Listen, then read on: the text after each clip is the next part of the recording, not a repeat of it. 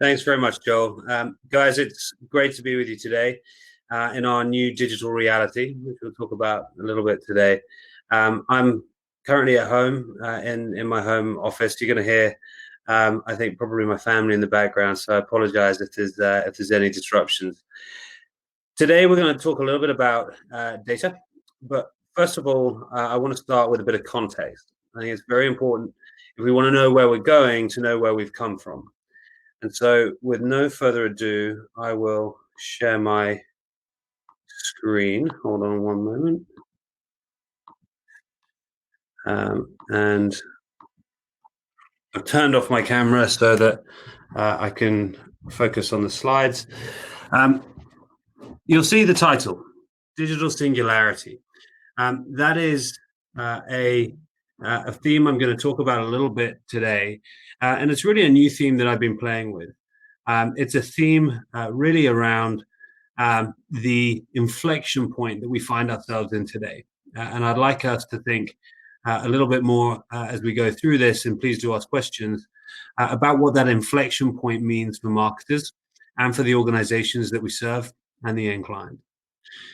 So with no further ado, into the history of marketing. I don't need to bore you guys with the ins and outs of the last century, but really the Industrial Revolution kicked this off. The birth of marketing as we know it.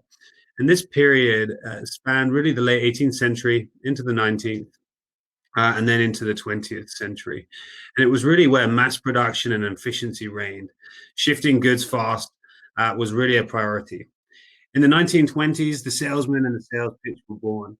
Doing my research in the lead up to this, Bruce Barton's book, The Man Nobody Knows, portrayed Jesus Christ as a successful sales and advertising executive in 1925. It became a bestseller.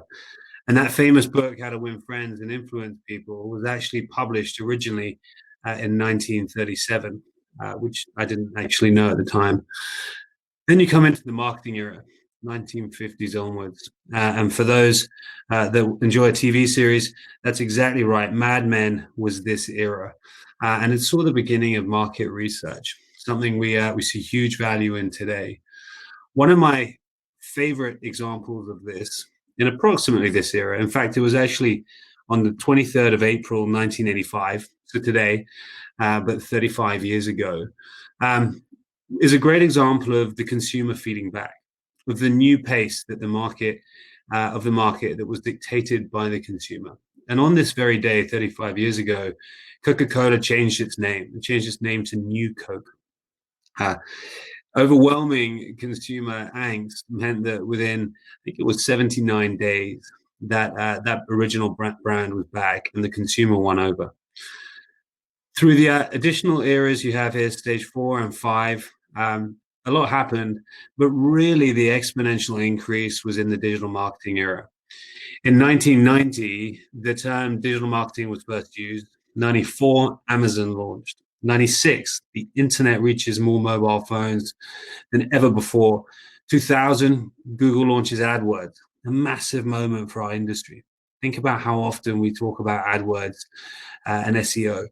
In 2001, Universal Music launched its first mobile marketing campaign, and in 2006, Twitter and Facebook began building their advertising businesses, whilst Amazon's e-commerce sales crossed, I think, the $10 billion mark. In 2010, Twitter launched promotional tweets. 2013, Instagram launched them. It's really been exponential ever since then. And in today's new era, AI is introducing new waves of personalization throughout the customer experience. So what are those forces affecting us today? I really like thinking about business models. On May 27th, 2016, Tesla opened its doors for the pre-order of the Model 3. Within 24 hours, 200,000 customers have paid deposits.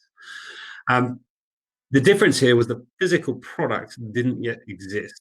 And really that was an example, not of an amazing ad campaign or a creative mega hit, but really new business models showcasing the future of cars as well as the future of marketing.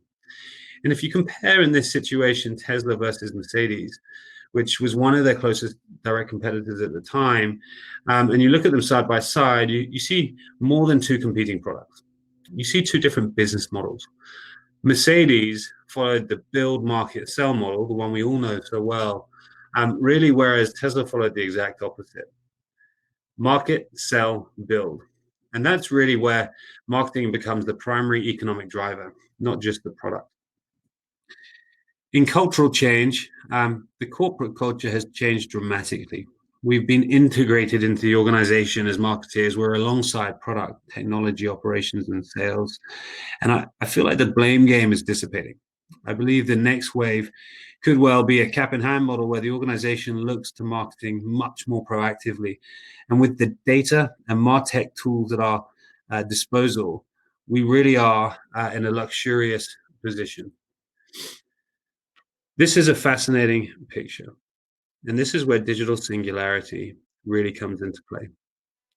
In 2008, we had one of the world's largest recessions that we'd ever faced. The financial system let us down. Our interconnected fragility broke economies. Society was impacted. If you look at 2008 on this graph, you'll see that the unemployment spike was about 650,000 people, insurance unemployment claims. The impact of this pandemic, a relatively small pandemic in the scale of pandemics, has been a magnitude of about 5 times what we felt in 2008.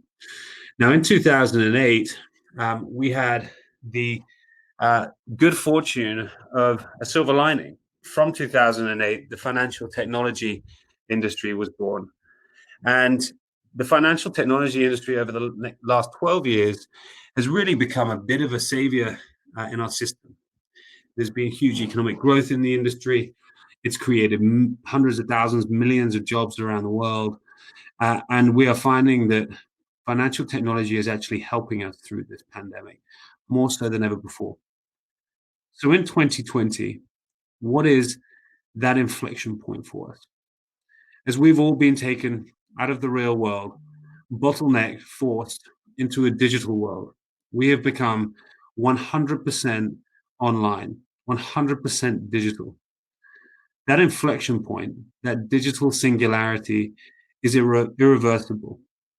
And it is my belief, really, that the changes from here will be unprecedented. And I think that marketing will be a huge beneficiary if we position ourselves correctly at our firms. My prediction for today is that marketeers will, in fact, be the 2020 equivalent of the compliance executives of 2008, 2009. I love this slide. This shows the rise of the giants. And these aren't just technology giants. These are giants that play in our space, in the sales and marketing space. Technology's become the driving force of sales and marketing. And it's shown by these incredible companies' growth over the last 20 years, with dozens of sales and marketing acquisitions. Microsoft's market cap in 2000 was 250 billion. Google had raised just 26 million. Facebook hadn't even been invented yet. The Adobe story is incredible, from 3.2 billion to 166. And Salesforce, again, just a small technology startup. Together, these firms have made over 650 acquisitions, not just in sales and marketing, but still a huge number of M&A activity. And many of those acquisitions are shaping, in fact, our space today. Some of the most important ones recently have been Google's acquisition of Looker and Salesforce's acquisition of Tableau. Salesforce, who invented the CRM and SaaS space, has built some incredibly advanced capabilities in marketing, sales, and data analytics. And it's not just Tableau. Their acquisitions of Velocity and Datorama have also helped them double down on that competitive advantage. I really like this slide. So this is released every year. It's the martech landscape by a guy called Scott Brinker, who this year released it just yesterday. In fact, I actually had to change this picture before the session. It's 8,000 companies. When he first made this chart in 2011, it was 150 companies. In 2015, it was 2,000 companies. And in 2018, it was 6,800. That shows how crowded our space really is. So it's becoming more and more important to pick the right tools for your challenges. And all of these tools are underpinned by the same common topic, the same theme, which is data. How do we use data available in our own organizations publicly to our advantage to help service our organization better, to help protect us against risk, and to help us grow? And there are so many challenges. These are just 6 of them that always jump off the page to me. Martech has exploded in the last 5 years. Gartner has trending data that shows about a quarter of all marketing budgets are dedicated to martech, with the remainder split, I think, pretty evenly across paid media, services, and labor. But you've got to be really smart and competent to take full advantage of these technologies because it is complicated. And you do need outside help a lot of the time. I know that throughout my career, I've used outside help. And one of the reasons why I joined Dun & Bradstreet last year was because it's a market leader in understanding data and analytics and helping our clients do that too. If we just work through a few of these, I'll pick them out. We've talked about buzz. It is more complicated than ever. The lack of quality data is an issue. How much data silos costing you and your firm? Is your customer data clean? Is it unified? Is it consistent across all your marketing channels?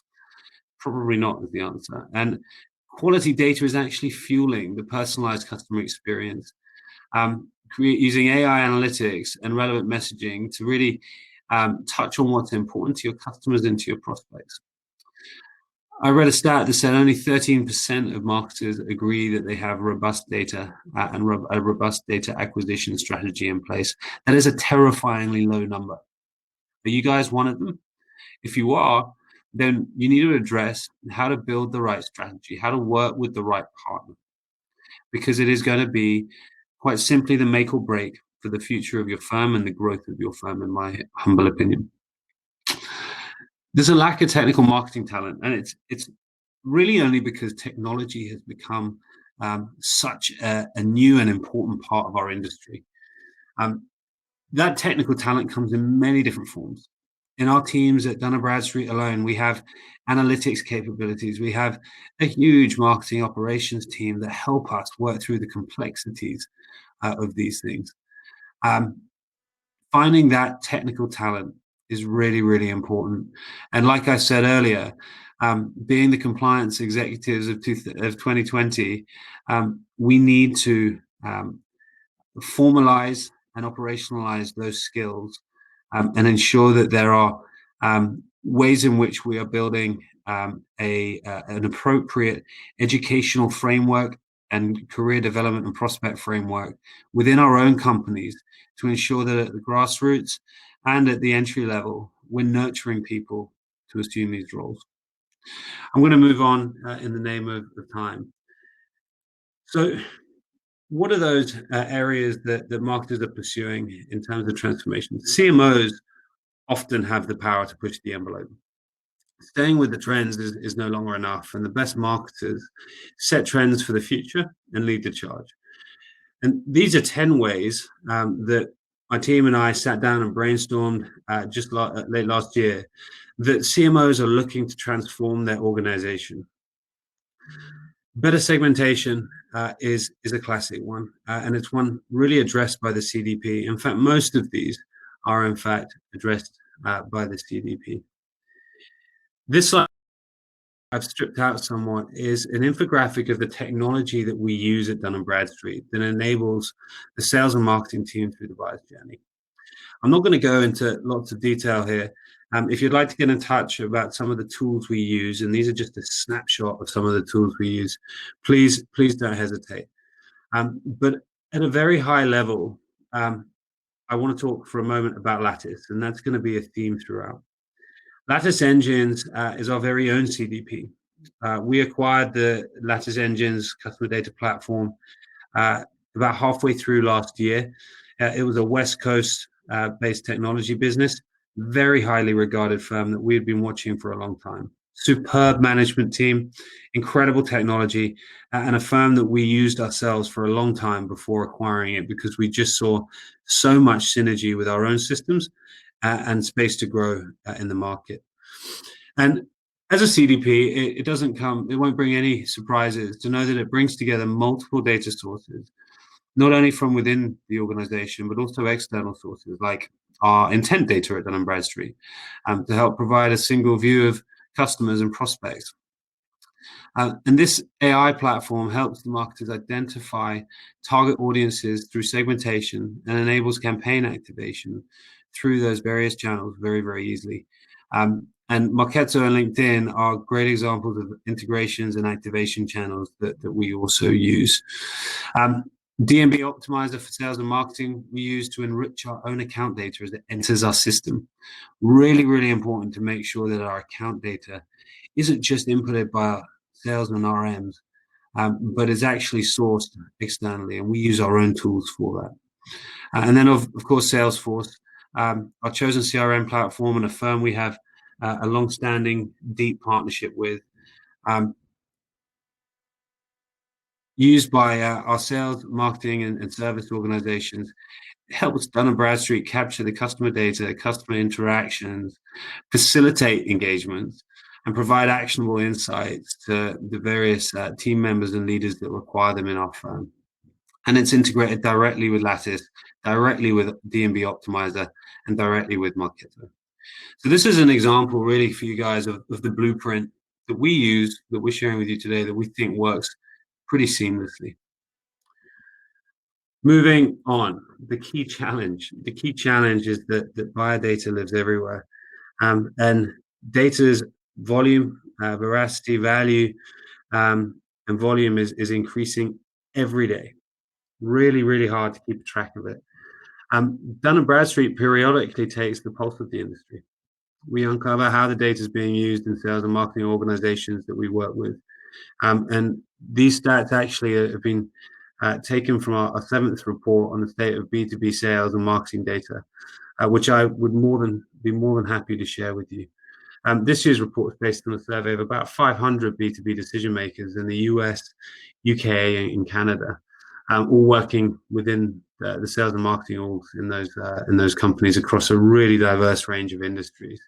The companies range, I think it's 10 million in revenue to over 100 billion. So we've got a really good snapshot of what's driving people.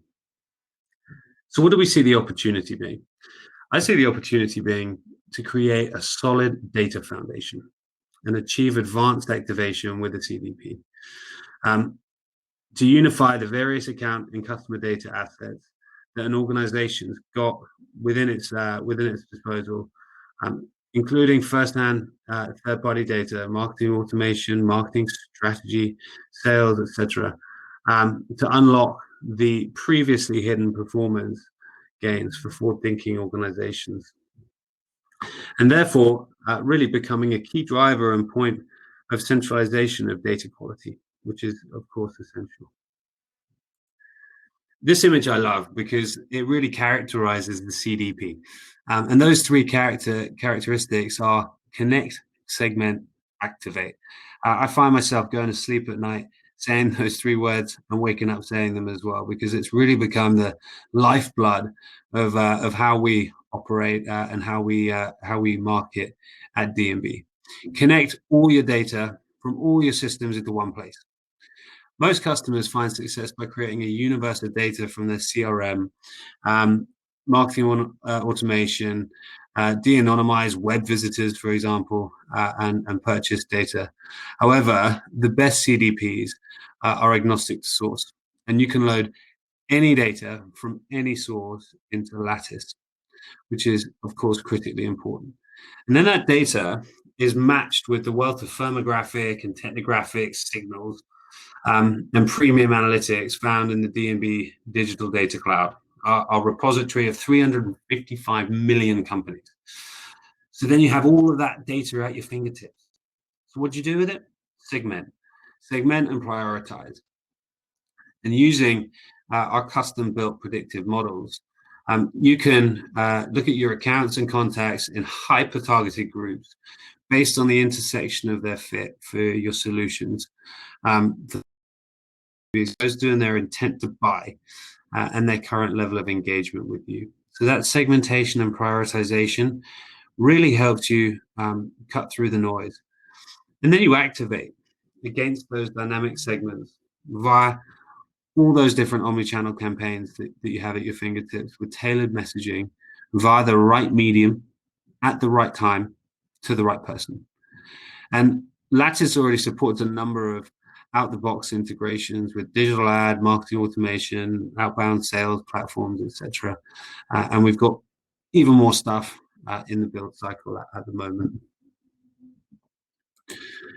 So if we click through again, this is really some digital use cases that highlight what we do with Lattice. There's only 10 here, and we can go deeper on any of them off this webinar.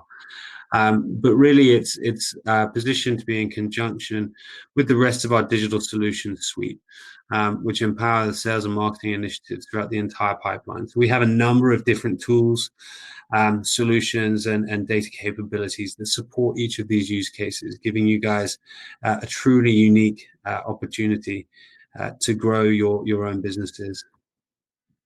And I had to rip off the logos of this slide rather last minute, so apologies for the white boxes. But we've seen really meaningful results. You've got to measure the results that you have. And these numbers, the 7x, the 50%, the 65%, are real examples of the stuff that we've done with our clients to drive their digital outreach strategies, to create greater engagement, and ultimately to build more pipeline and to grow revenues. So, we're not selling vaporware here. This isn't a myth. This is the future of marketing. This is how you create higher ROI. It's how you grow a business, and it's how you create top line growth. This slide is really how I have always thought about marketing. 3 pillars that have evolved over time. And whether you're a small business or a Fortune 500 company, you can cut through the complexity in your organization by working with a few core principles required to develop a successful marketing plan that will, I think, withstand the digital world's constant changes and result in real ROI. And those are industry intimacy, lead gen, and execution enablement, wrapped in a technology and operations capability. And within each of these circles, I have a number of different work streams that we have manned by the team at Dun & Bradstreet, and you'll recognize all of them. But it's not about recognizing them. It's about the order you execute them in and how you execute them to benefit your company. There's a lot going on in marketing these days, and you need to channel your energy. You need to make sure that you're in order, your operations flow, and that there's seamless integration between the work streams, between the data silos, and that everything is being collected, connected, and activated to the benefit of your business. In fact, and the final part really is the title of this slide. My team get very sick of me talking about it, but momentum really is the new engine for growth. When you see the title CMO, you should be able to interchange the M, not just for marketing, but for momentum as well. We should be building a new breed of marketing organization focused on exactly that, momentum, not frenetic, channeled, targeted, results-oriented momentum. And so these are some key takeaways, really, and really an offer to you guys for enduring this for the last 24 minutes. We have a number of assets and pieces of content that are available to you guys. We have Data Matters, which is a free industry newsletter to keep you smart once a week on a weekend of everything that's happening in the industry, including statistics and points of information that are easily regurgitatable. The second is the Power of Data podcast. We've spoken with many industry leaders, CEOs, chair people, entrepreneurs and philanthropists, data scientists, and people who are new to the data world, but all of them with a really unique experience. I mentioned it earlier, we've released our B2B 2020 marketing, sales and marketing report, which we're more than happy to give you. You can find it on our website, or you can get in touch with us. And then points 4 and 5. If you have any questions on data, any at all, specifically on CDPs, of course, we're more than happy, but anything at all, we are here to be people's one-stop shop. If you're confused about anything across the data landscape, we've got people that can help. It's our business to help you guys have a better business, to make better decisions, and ultimately to use data and analytics in a way that gives you competitive edge. If you have any questions, our group email is at the bottom, or equally reach out to me on LinkedIn. It would be great to connect, and we can find a time to talk very soon. Guys, and over to you, Joel. I jump back into the session now. So I was just moving my screens around. So thank you very much. Fantastic session. Lots of great insights there. If you're able to share back again, we can risk the interruption with small children. We've been lucky so far, but hopefully we'll continue to be. Yeah, and lots of great thoughts there, lots of very strategic stuff, and then some tactical bits and pieces as well. And personally, it's fascinating to see Dun & Bradstreet's evolution in terms of kind of embracing this new world. With the acquisition of Lattice Engine, seems like a very savvy kind of a move. I guess that's quite. I know that you're relatively new to the business, but I guess that's quite a lot of implications for the business. It's going to transform how it's positioned, how it sits, and kind of a cool way it's going to market. Is that a fair assumption, or am I reading too much into things? Yeah, no, you're absolutely spot on. So Dun & Bradstreet's been around for 179 years. It's the world's oldest data business. That's an oxymoron in itself.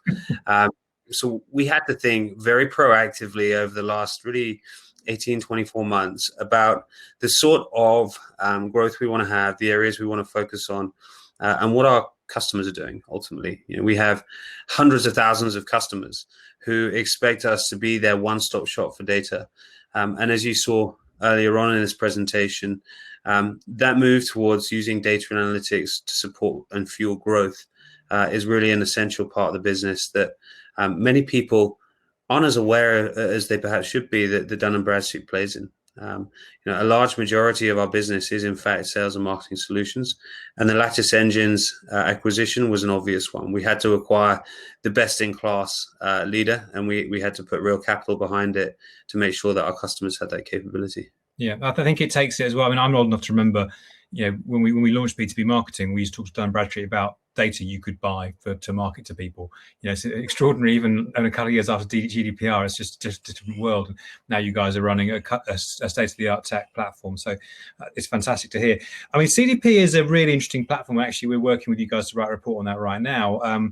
It's still, it's our knowledge of it's nothing like, for example, CRM, another similar platform, which obviously been around for decades now.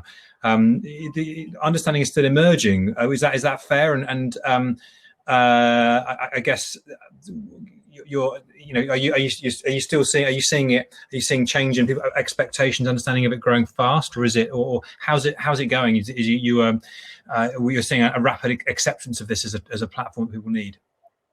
Yeah, look, you can't. This isn't guesswork stuff. You need to be an expert to understand CDPs, and I'm no expert, but I love learning about CDPs, and we've got some amazing colleagues in our organization and through the acquisition of Lattice. But you think about the evolution of the value chain. On one side, you've got the disparate silos that you're trying to connect. And every day there's another silo being added to the mix. And then on the other side of the equation, you've got the channels. And again, there's more and more channels every day. Like I said at the start, Facebook didn't exist in 2000, and now it's one of the world's largest advertising businesses. And so you've got to constantly be thinking about what's the input, what's the output, how am I evolving? And it's hard if you're not a big organization to do that yourself. And so it doesn't need to cost the world, but rely on experts, because You just want to get on with the core focus of your business. You want to build product, tell people about it, sell product, and iterate. And we can help with the telling people about it part. We've got some amazing people to do that.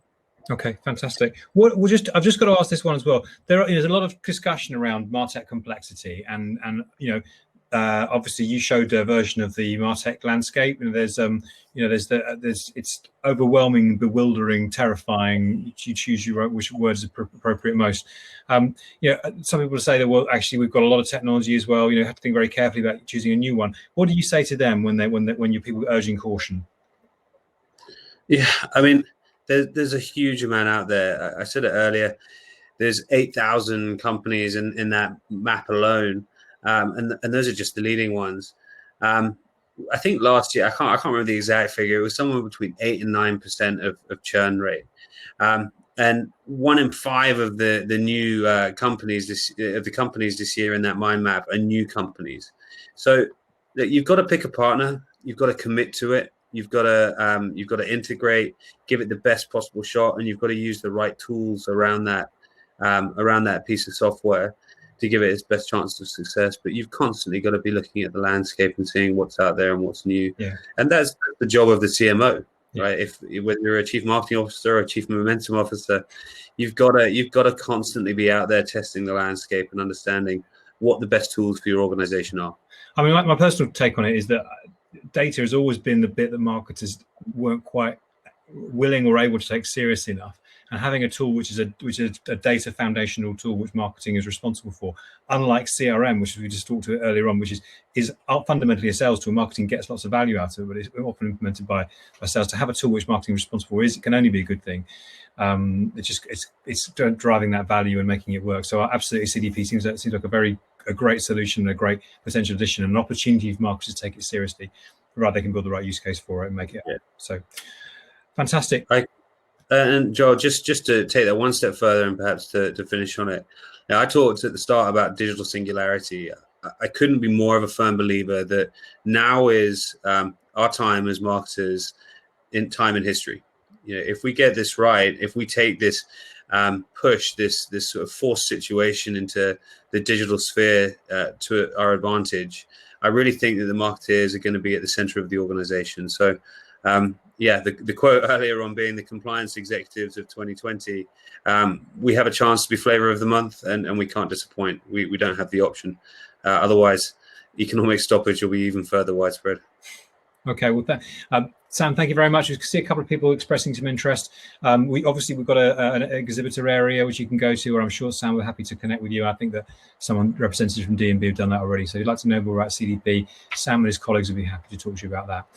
Right, Sam, thanks very much again for us. Right, so that's actually it on this stage now, on this session. When we reconvene in about 20 minutes time, which gives you 20 minutes to go and check out the exhibitor area and hopefully talk to some of Sam and his colleagues and things like that about CDPs and various other things, or do some networking. We're going to come back on the main stage, which is in the main area, which is in the stage function on the left-hand side. We're going to hear from Nigel Arthur from Integrate about marketing orchestration, which is a big topic at the moment, a big issue. So looking forward to seeing you then for a great interactive session with Nigel. Thanks very much indeed.